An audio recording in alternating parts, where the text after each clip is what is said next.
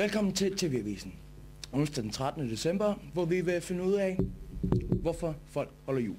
Vi har vores reporter i marken, Michelle Knud, John Josef, Marie de Bourboum de Parme, og vi stiller om.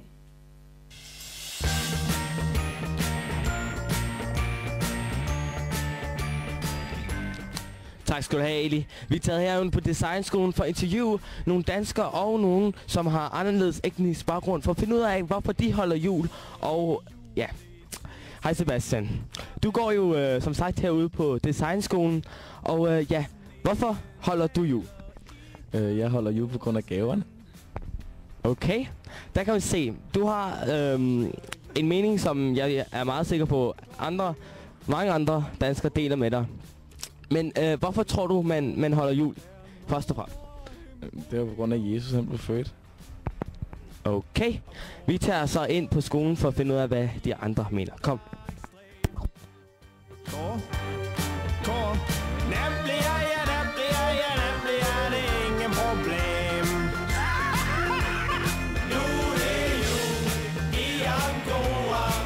Så skal vi sætte ned med hjem til mor eller mutter.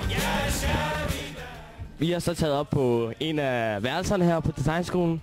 En helt normal onsdag. Og vi vil så spørge en anden. Hvorfor holder du jul? Det gør jeg heller ikke. Det gør han ikke. Det var okay. Hvorfor tror du, man holder jul? Et eller andet skal man jo lave, det en tradition. Okay. Vi vil så spørge en anden dansker, eller... ja. Hvorfor holder du jul? Fordi jeg får gaver. Der kan man se endnu et meget kvalificeret svar på, hvorfor man holder jul. Men hvorfor tror du, man gør det? Det er en tradition. Ja, der kan vi se. Men vi går tilbage. Ja.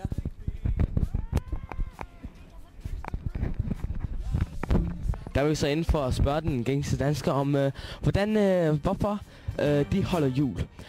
Men vi har tænkt sig at rykke ud i byen for at finde nogle andre bud på, hvorfor danskere eller andre, men anden etnisk baggrund, holder jul. Tak. Tak for det, Michelle. Michelle han har lige besøgt Designskolen, hvor han har spurgt, hvorfor folk holder jul. Og jeg får lige at vide i min øresnegl, at Michelle han er rykket videre ud til Katedralskolen. Vi stiller om til Michelle. Vi står herinde med Nykøbing F. Katedralskole, og vi har taget hen for at interviewe en med en lidt anderledes etnisk baggrund. Celeste, hvorfor holder man jul? Jamen altså, jeg gør det, fordi at, det gør mit liv mere fyldigt.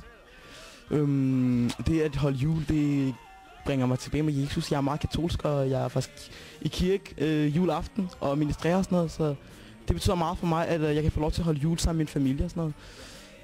Og du står ikke med Nykøbing F. Katedralskole, du står på Nykøbing F. Katedralskole. Jeg skal bare lige rette dig. Vi står her på Nykøbing F. Katedralskolen.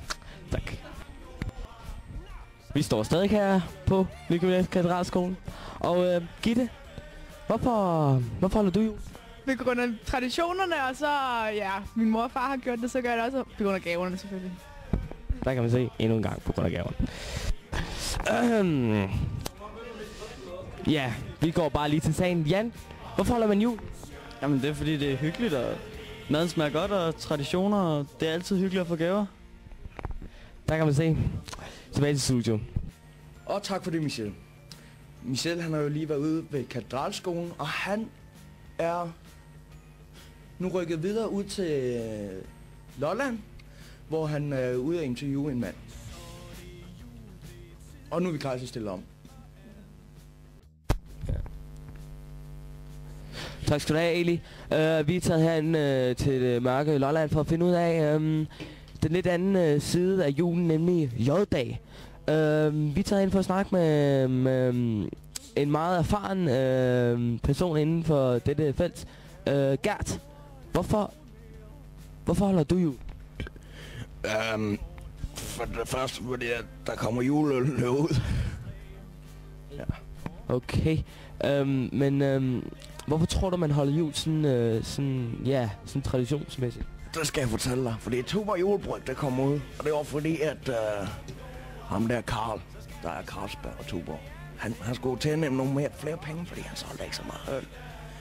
Så tænkte han, det er jo jul. Hvad kan jeg gøre? Jeg sælger juleøl. Det er jo genialt markedsføring. Men, nej. Jeg tror bare, vi dropper resten af interviewet og går tilbage til studiet.